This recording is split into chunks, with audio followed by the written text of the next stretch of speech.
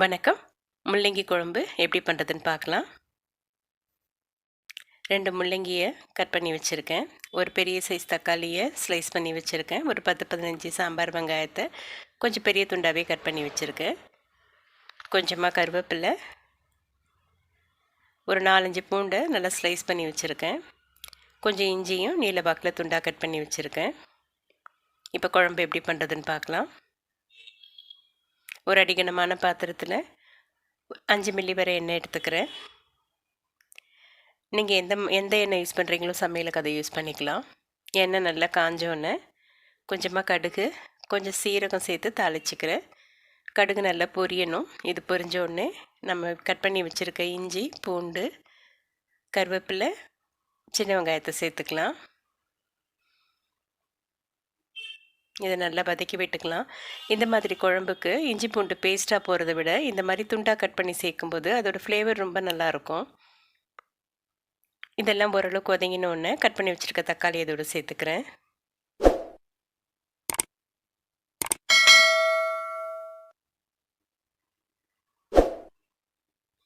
இதுக்கு தேவையான உப்பை இதோடய சேர்த்துக்கலாம். தக்காளி கொஞ்சம் ஈஸியாக கரைஞ்சி வரும்.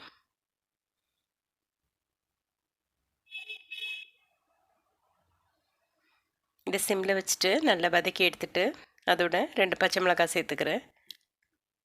இதையும் நல்லா ஒன்றா நல்லா வதக்கி எடுத்துக்கலாம்.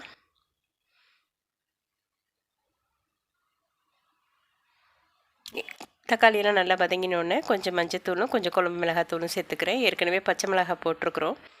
காரத்துக்கு ஏற்ற மாதிரி சேர்த்துக்கோங்க. இது ரொம்ப அதிக காரம் பிடிக்காது. கட் பண்ணி வச்சுருக்க முள்ளங்கியை சேர்த்து நல்லா 1 நிமிஷம் நல்லா வதக்கி விட்டுக்கிட்டு தண்ணி ஊற்றி வேக வச்சிடலாம்.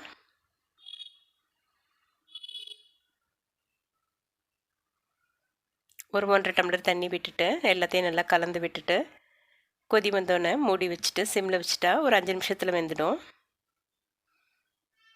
தனியாலாம் வேக வைக்க வேண்டியதில்லை. முள்ளங்கி ரொம்ப சீக்கிரம் வெந்துடும். மசாலாவோட சேர்ந்து வேகும்போது முள்ளங்கி வேகும்போது நல்லா அந்த தக்காளி வெங்காயத்தோட வாசனை அதோட காரம் எல்லாம் நல்லா காயில் நல்லா இருக்கும்.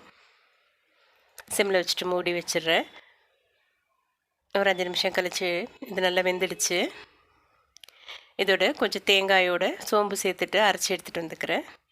அந்த தேங்காய் பேஸ்ட் இதோடு சேர்த்து லேசாக கொதிக்க வச்சுட்டு இறக்கிட்டா முள்ளங்கி குழம்பு ரெடி ஆகிடும்.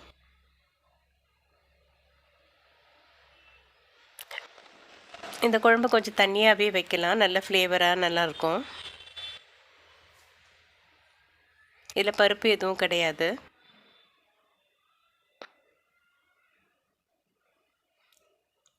தேங்காய் ஊற்றினதுக்கப்புறம் ரொம்ப கொதிக்க வைக்கக்கூடாது. லேசாக கொதி வந்தோடனே கொஞ்சம் கொத்தமல்லி தலையை மேலே போட்டுட்டு ஸ்டவ் ஆஃப் பண்ணிவிட்டு மூடி வச்சிடலாம்.